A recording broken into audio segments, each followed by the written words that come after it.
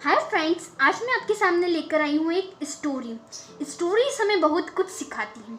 हर कहानी का, हर एक स्टोरी का अपना एक मॉरल होता है, एक लेसन होता है। आज मैं आपके लिए एक कहानी लेकर आई हूँ, स्टोरी लेकर आई हूँ जो कि है लीडरशिप, नेतृत्वता के ऊपर है। एक बार की बात है, हिमाचल के एक पहाड़ों में एक घने जंगल में एक शेर रहता था। उस जंगल का राजा एक शेर था। शेर अपनी पत्नी शेरनी और 2 शावकों के साथ जंगल में रहकर पूरे जंगल में राज करता था। शेर के राज में पूरे जंगल में मंगल था। जंगल के सभी प्राणी खुशी खुशी और निर्भय होकर वहां पर विचरण करते थे, रहते थे। अपने बलशाली राजा शेर के संरक्षण में उन्हें कोई भी भय नहीं था। जंगल में प्रवेश करने वाले किसी भी दूसरे शक्तिशाली और खूंखार जानवर को शेर पटकनी देकर मार डालता था। राजा शेर का पूरा मंत्रिमंडल था, जिसमें भालू, जिराफ, तेंदुआ, हाथी, बाघ से लेकर खरगोश तक के सारे जानवर शामिल थे।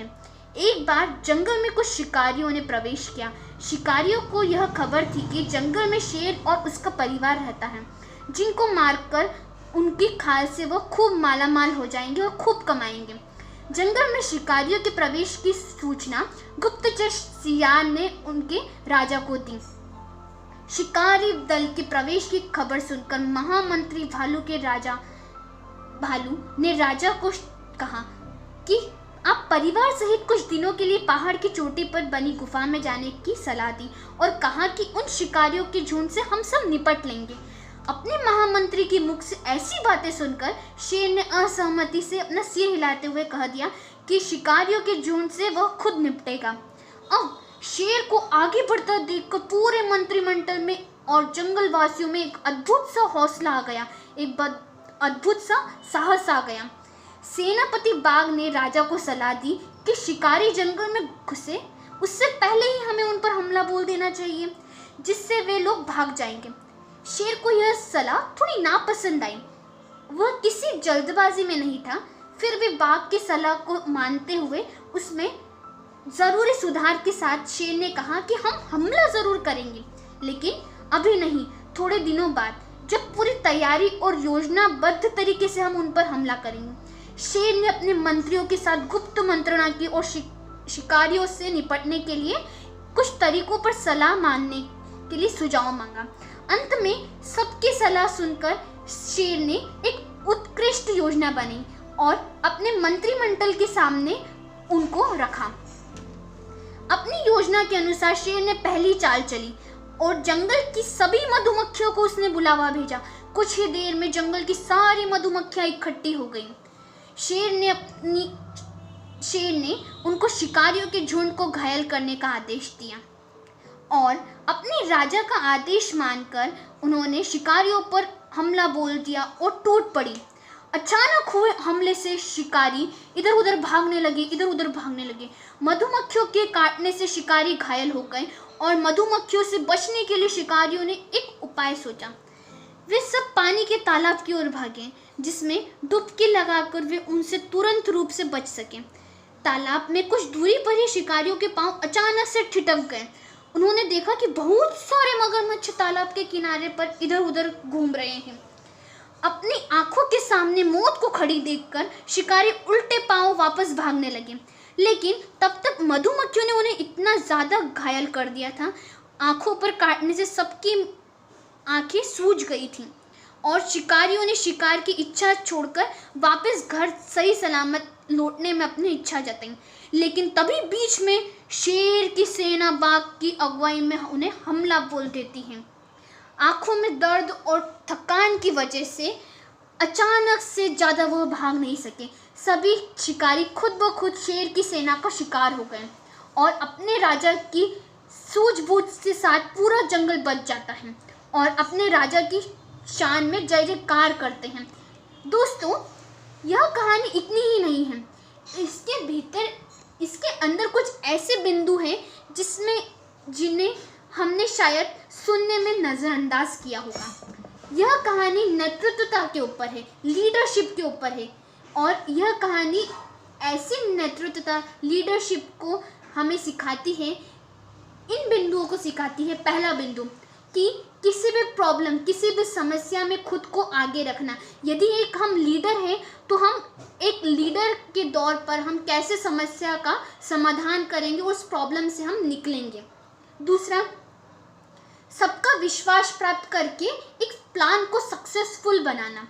यदि एक लीडर है हम, तो एक लीडर को चाहिए कि वह सबकी सलाह को सुने और उस सलाह का मान करें, ताकि आवश्यकता अनुसार उसमें हम करेक्शन कर सकें और हमारी योजना को एक सक्सेसफुल प्लान बना सकें। और उस सारी योजनाओं को जो हमने करेक्शन किया, उस योजना को हम ऐसे सामने हमारे जो रूप है, हमारे जो लीडर है हम, तो हम ऐसे सामने वाले के सामने हमें उन बातों को अपनी एज ए लीडर बताना चाहिए। और हमारे जो हितैषी है, तीसरा पॉइंट, कि हमारे जो वेल विशर से हितैषी है, हमें उनकी चिंता करना चाहिए। यही एक इम्पॉर्टेंट क्वालिटी होती है एक लीडर की। और सिंप्लिसिटी और आगे बढ़कर चुनौतियों का सामना करना। यदि हम संकट में मैदान को छोड़ देते हैं तो ये एक लीडर का बहुत ही अच्छी क्वालिटी नहीं है। इससे पता चलता है कि हमारा जो लीडर है वो बहुत ही नाकामयाब है, डरपोक है। यदि हम राइट टाइम पर राइट एक्शन लेते हैं, इधर उधर भागकर, यदि जब शिकारी पूरे थक गए थे तब शेर ने ही अपनी सेना को हमला करने का आदेश दिया था और शिकारियों की मौत को बता दिया था। इस कहानी में यह भी हमें सीखने को मिलता है, यदि शेर चाहता तो मगरमच्छों को तालाब में छिपकर भी शिकारियों को मारने का आदेश दे सकता था, लेकिन शेर ने ऐसा नहीं करा। क्यों नहीं किया? क्योंकि वह अपनी सेना का मनोबल बढ़ाना चाहता था। शेर ने शिकारियों को डराने के लिए मगरमच्छों का उपयोग किया, मगरमच्छों को तालाब के किनारे पर खड़ा किया और अपने शत्रुओं का खात्मा खुद ही किया, क्योंकि एक ये लीडर की क्वालिटी है। यह कहानी हमको एक लीडर के दौर पर एक लीडर की क्वालिटी बताती है। तो दोस्तों, यदि आपके प्रयास दूसरों से ज़्यादा हमें सीखने के लिए कुछ प्रेरित करते हैं, तो हमें एक ये लीडर की क्वालिटी होती। दरअसल यदि आप चाहे किसी भी गवर्नमेंट सेक्टर में या प्राइवेट सेक्टर में काम कर रहे हो, लेकिन लीडरशिप क्वालिटी आज के दौर पर ज़रूरत बन चुकी है। आजकल की आम दौर कंपनियों को manufacturing, human resource, purchasing, project manager जैसे जॉब के लिए ऐसे बच्चों, ऐसे युवाओं की तलाश है जो कि एक टीम वर्क में काम कर सके, जो टीम को साथ में लेकर चल सके और तुरंत ही निर्णय ले सके और अपनी कंपनियों को हर स्थिति से उभार सके। यही नहीं, यदि आप में एक लीडरशिप क्वालिटी है, तब आप एक बहुत ही अच्छी उड़ान भरने के लिए ऊंचाई पर जा सकते हैं। यदि जब हम बच्चों के भीतर लीडरशिप क्वालिटी को विकसित करते हैं और लीडरशिप क्वालिटी को विकसित करने की बात करते हैं हम, तब लोगों को बचपन से इन बातों का ध्यान देना चाहिए, तभी आगे चलकर बच्चे इसका लाभ अपने करियर में भी उठा सकेंगे। माता पिता, शिक्षकों का इसमें बहुत ही अहम रोल होता है। बच्चों के भीतर नेतृत्व के गुण को हम कैसे विकसित कर सकते हैं, यही हम एक बताते हैं। एक छोटा बच्चा अपने परिवार से, आसपास के माहौल से बोलना, तर्क करना सीखता है। बच्चों को आज के दौर में ज़रूरी है कि उन्हें सूचना, जानकारी ऐसे परिवेश से मिलती रहे ताकि वह कुछ अच्छी जानकारी एकत्रित कर सके, कुछ ऐसे अच्छे विचार एकत्रित कर सके जो कि उनके काम में आए। हम बच्चों को कहानियाँ सुनाते हैं, तो हम बच्चों को ऐसी कहानियाँ सुनाएं, लीडर की ऐसी कहानियाँ सुनाएं ताकि उन्हें सीखने के लिए मिले। हम YouTube पर कुछ ऐसे वीडियोस दिखाएं ताकि उनमें एक टीम की भावना विकसित हो सके। और यही नहीं, हम एक कुछ बच्चों में समूह के जो खेल होते हैं, समूह में खेले जाने वाले, टीम में जो खेल खेलते हैं हम, जैसे कबड्डी हो गया, फुटबॉल हो गया, क्रिकेट हो गया, ऐसे कुछ बहुत सारे गेम्स हैं जिसमें हमें सकारात्मक सोच, टीम वर्क का हमें नज़रिया मिले। विषयों पर हम ऐसे टॉपिक्स दे सकते हैं ताकि उनकी सोच विकसित हो सके, उनको चुनौतियों का सामना करने के लिए हम प्रेरित कर सकें। यदि हम अभी से ही उनमें एक लीडरशिप की क्वालिटी नहीं उत्पन्न करेंगे, तो वो क्लास में मॉनिटर, नाटक के director, team captain, house captain जैसे कुछ वर्ड्स होते हैं, ऐसे कुछ काम होते हैं, उनमें वह नेतृत्व की क्षमता विकसित नहीं हो पाएगी। यदि हम उन्हें एक अच्छे नेतृत्व, एक अच्छा लीडर बनाना चाहते हैं, तो अभी ये समय है कि हम as a parents, as a teacher उनमें लीडर की क्वालिटी विकसित कर सकें। तो दोस्तों आज का जो मेरा वीडियो था वो लीडरशिप पर था, ताकि हम बच्चों में लीडरशिप क्वालिटी को उत्पन्न कर सकें और सकारात्मक सोच से उनको बढ़ावा दे सकें। तो यदि आपको मेरा यह वीडियो पसंद आया तो लाइक करें, कमेंट करें और एक अपना कमेंट ज़रूर दें लीडरशिप के ऊपर कि आप कैसे लीडर बनना चाहते हैं और आप लीडरशिप से क्या समझते हैं। धन्यवाद।